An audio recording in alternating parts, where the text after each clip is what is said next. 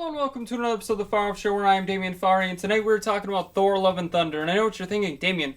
So, do you like this movie or do you not like this movie? And I think everybody's kind of in a similar area, for lack of a better term. They either love this movie or they don't love it. And I don't love it, honestly. I think, don't get me wrong, I love the film, like parts of the film are some of the best MCU films that we've seen.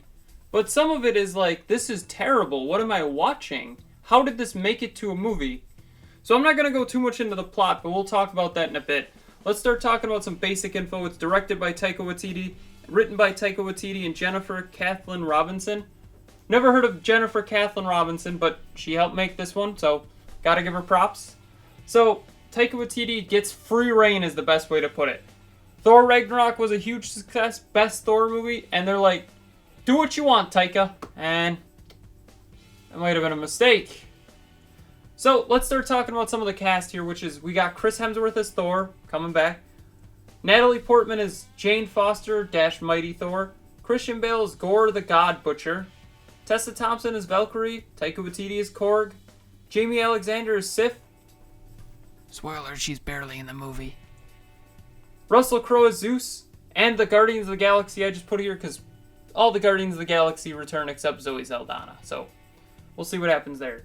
So, is the cast good? The cast does everything really well. But the problem with this movie is just, it could have been so much better. I give it an FA, like a low FA. Almost an F, honestly, in my book. Is this the worst MCU movie we've seen so far? I think Eternals, you either love it or you hate it, and I don't think that's good. And then Black Widow, I think part of the reason with Black Widow is you already knew what was happening with Black Widow. You knew she was going to die, so let's start talking about the plot of this movie. And it's a hard one to describe other than it feels like half the movie is a really dramatic movie that Christian Bale is giving his A game for. One of the better actors of our generation right now. But at the same time, there's a really bad comedy movie that just keeps repeating the same dumb jokes. The best two to reference here is The Goats. The Goats is funny the first time. They scream, okay, they scream, cool. Then they just keep going on and hitting it and hitting it and hitting it. Why? That, and then another one is the Thor love triangle. One would think it'd be Thor love triangle, or I wouldn't even say love triangle, it'd just be a relationship with Jane, but it ends up being a love triangle because he wants Mjolnir back, but Stormbreaker is getting jealous, and it's like, the first time, it's kind of funny. And then it just continues on, and it's like, why? Why did this have to continue?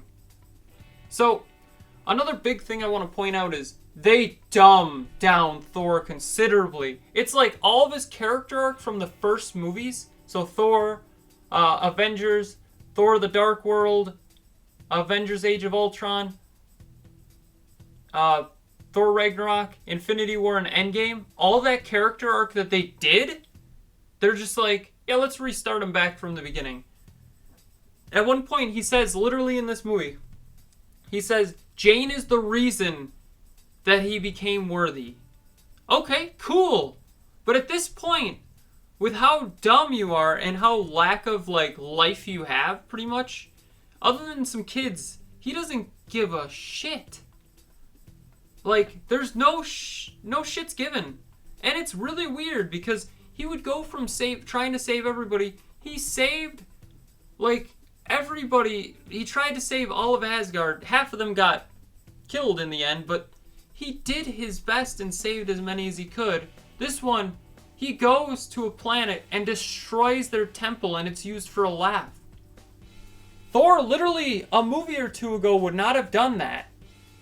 Now, 4 or 5 movies ago, yes, that would have been Thor for you. Destruction, whatever. So, we've taken his arc away. We have a slapstick comedy movie with a really serious movie. It's like they mixed 2 movies together.